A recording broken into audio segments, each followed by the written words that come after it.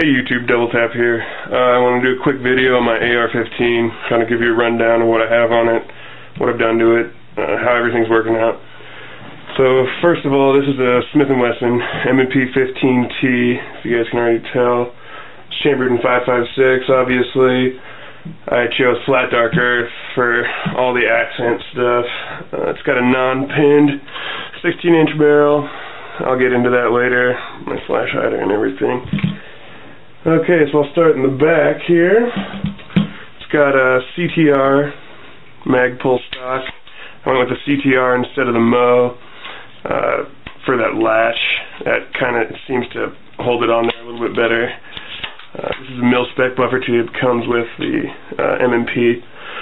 Moving forward, actually, and on the back of this, I have this butt pad.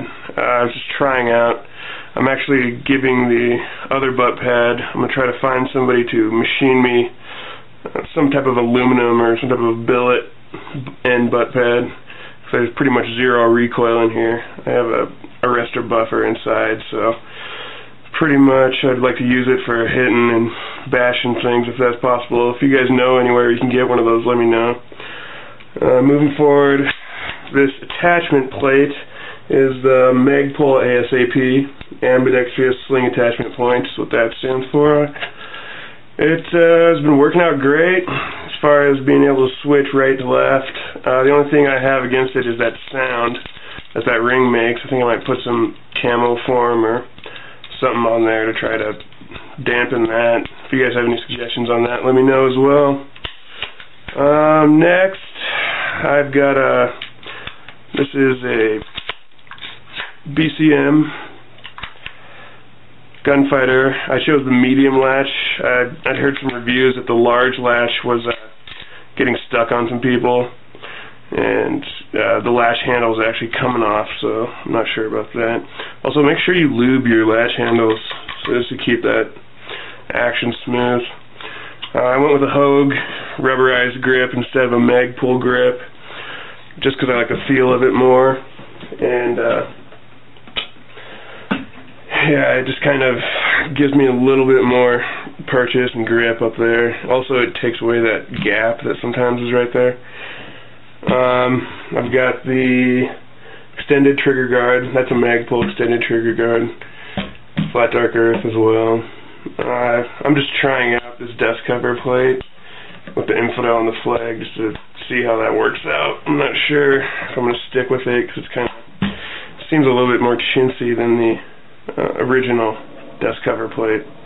But we'll see how it works out. On the other side, you'll be able to see I got a bad lever on here. That thing's been working great. Battery assist device, bad. That thing works out great. Sometimes almost too great. I end up going a little too fast and releasing that bolt a little too quick. Other than that, this thing, gosh, it speeds up, reloads, and really fast. On top here, this is the Aimpoint Pro patrol rifle optic. They just started giving that to the civilian market. I think they came out in SHOT Show 2011. They came out to law enforcement and military, and I think SHOT Show 12 they are now giving this to the civilian market. I put the rubber cover on there. This mount, it's called a QRP2 mount, which is quick release Picatinny mount. I don't know how quick it is. It has a twist knob, torque limited twist knob. So basically, son of a bitch, that's on there tight.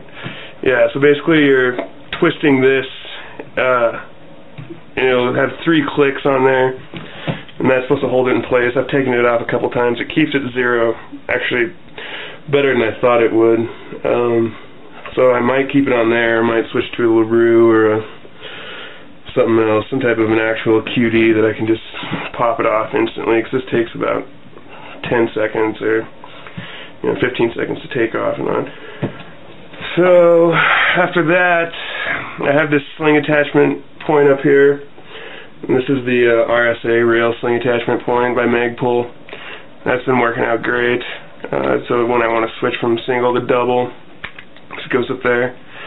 And these rail covers are the XT rails.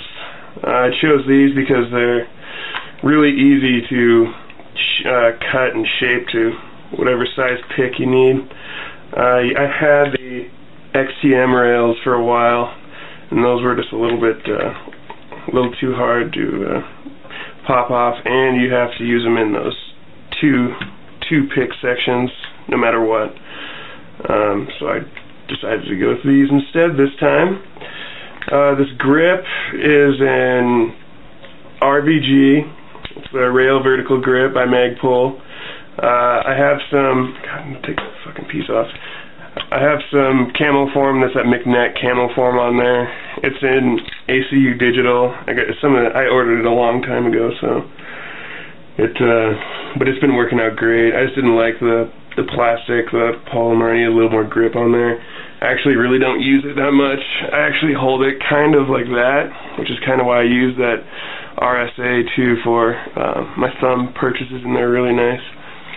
And so it's a kind of a good place to stick your thumb if you're kind of using it as an AFG type Magpul dynamic.